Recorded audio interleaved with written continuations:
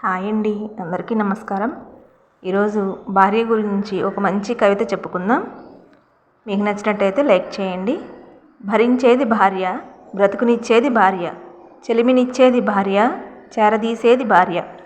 ఆకాశాన సూర్యుడు లేకపోయినా, ఇంట్లో భార్య లేకపోయినా, అక్కడ జగతికి వెలుగుండదు, ఇక్కడ ఇంటికి వెలుగుండదు. భర్త వంశానికి సృష్టికర్త, మొగుడి అంశానికి మూలకర్త. కొంగు తీసి ముందుకేగిన, చెంగు తీసి మూతి ముడిచిన. తనకు లేరు ఎవరూ సాటి ఇలలో, తను లేని ఇల్లు కలలో ఊహ కందని భావన.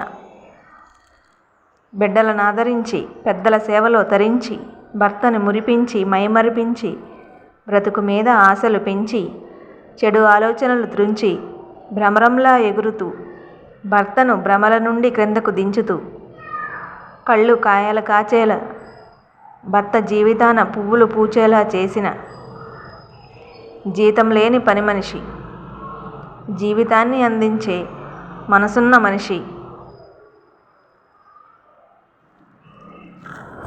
ఏమిచ్చి తీర్చుకోగలం భార్య రుణం?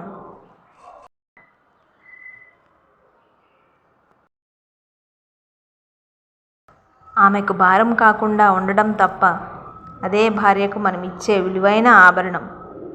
కొసమెరుపు. ఆమెకు ఆమె సాటి.